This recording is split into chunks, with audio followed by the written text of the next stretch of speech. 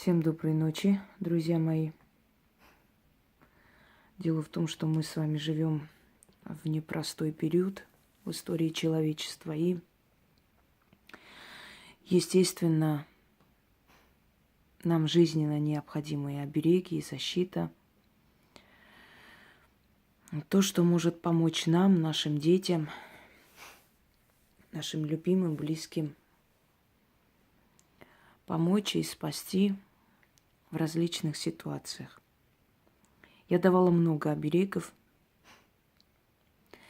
и от пули, в частности, и обереги для воина.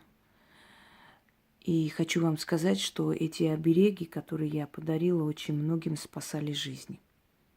Очень многим.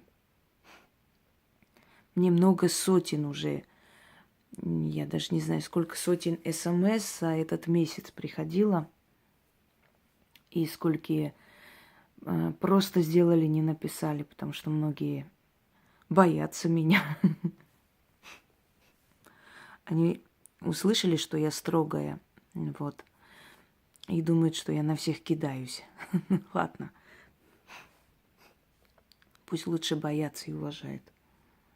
Я не против. Так вот, бывали ситуации, когда просто из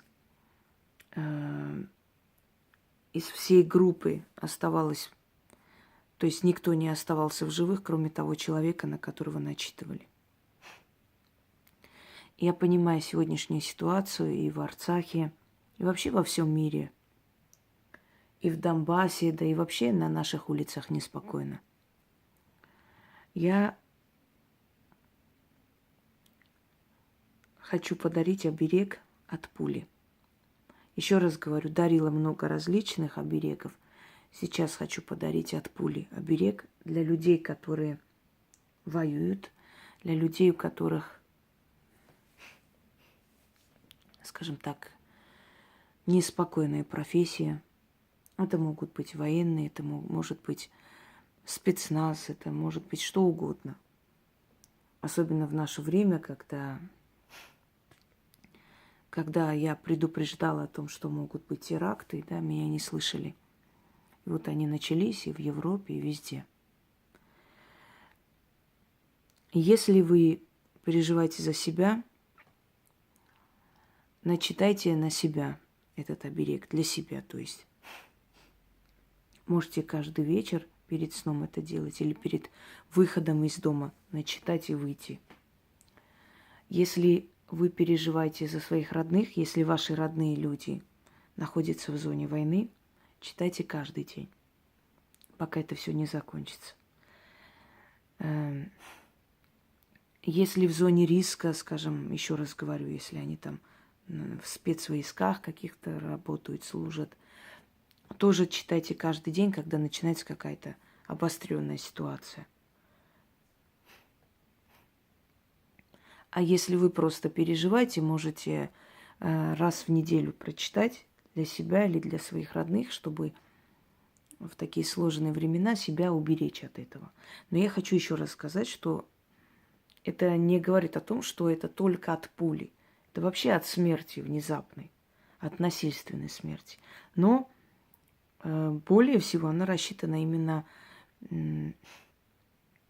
на вот эту смертоносную, да, смертоносное оружие, пулю.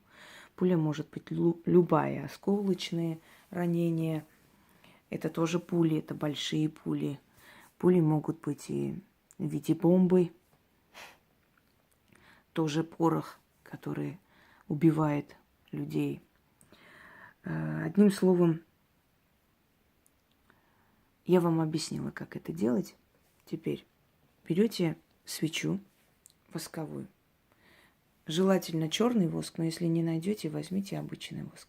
Если у вас под рукой нету воска, то можете прочитать и так. Просто воск и огонь, они усиливают эти слова. Если у вас нет воска, то вам следует читать,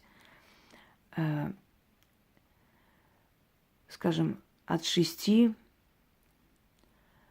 до 12 раз, до 20 раз, много раз. Если же у вас есть воск, то духи подпитываются огнем, энергией огня, то достаточно 3 раз прочитать. Итак,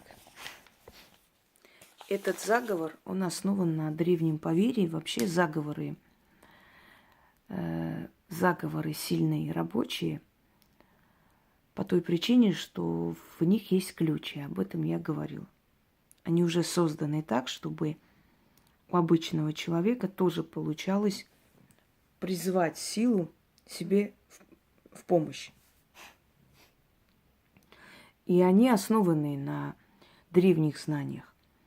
Есть заговоры, основанные на именно законах и канонах магии, на каких-то традициях определенных школ магии. Школы я не имею в виду вот эти школы Гарри Поттера и детский сад, а именно направление магии. Но это нужно быть знатоком, если я объясняю, чтобы вы поняли, это надо быть знатоком, чтобы понимать, да, о чем речь. Если кому-то интересно узнать, как создается заговор, вы можете открыть мою лекцию «Тайна заговора». Там есть и видеоролик, там есть и большой прямой эфир, где я рассказываю, каким образом они составляются, почему они работают и так далее. Итак, в этом заговоре вы создаете определенную реальность. Это называется сюрреальность, то есть потусторонняя реальность. Об этом я говорю.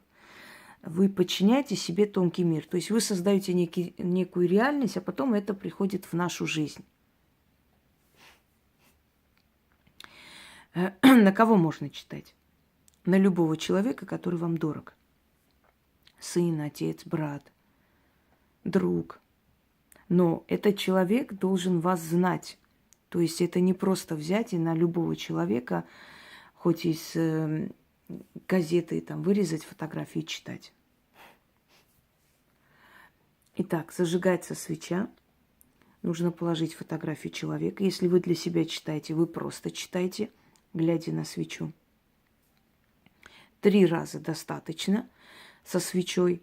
Если без свечи, то 6 раз, 12 раз, 20 раз. Для вашего спокойствия читайте много. В этом заговоре есть одна особенность. Превращать врага, это действует как морок. Превращать врага в глупца.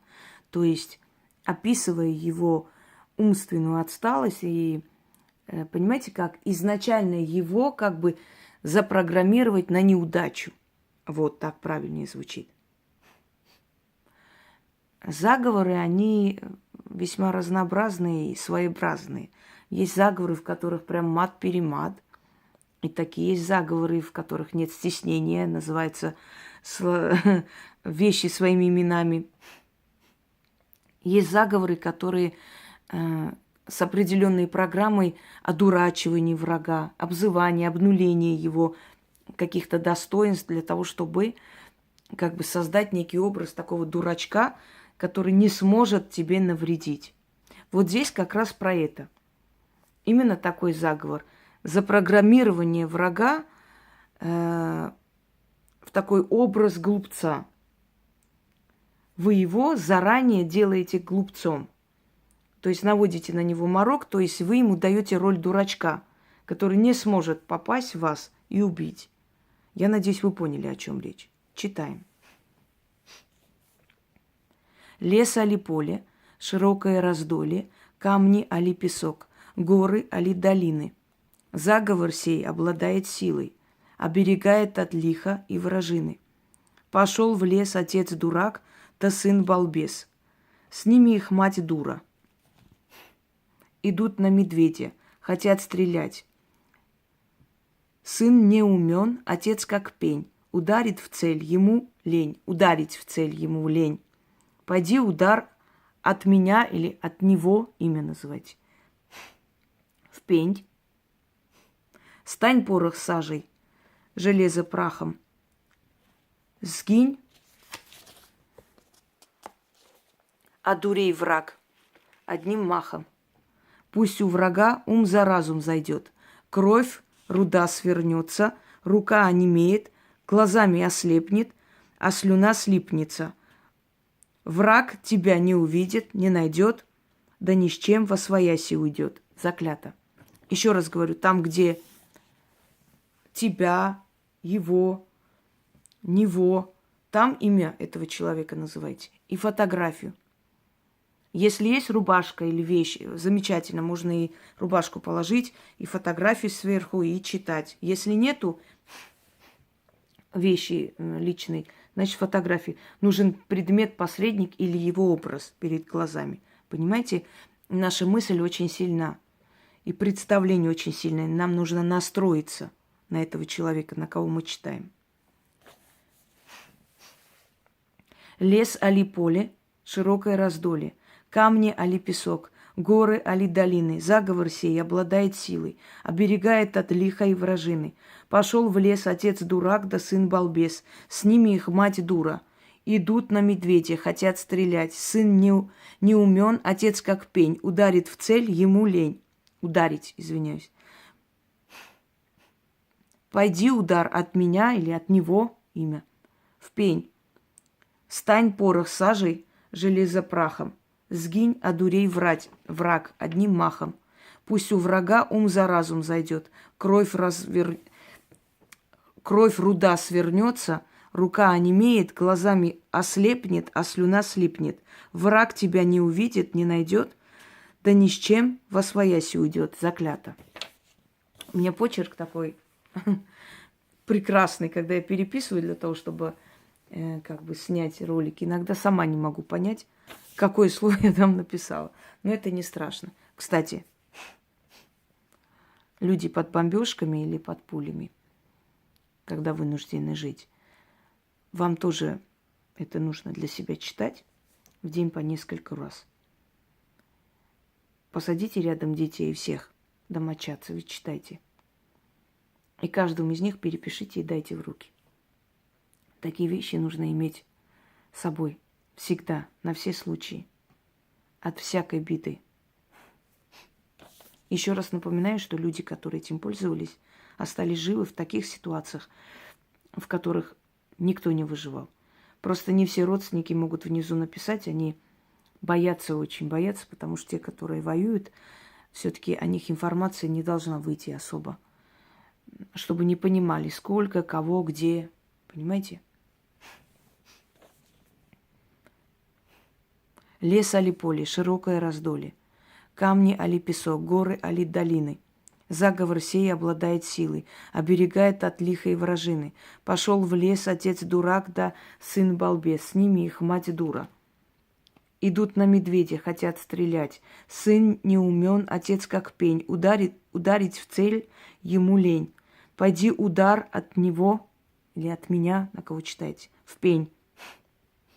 Стань порох сажей, железо прахом. Сгинь, одурей враг одним махом. Пусть у врага ум за разум зайдет.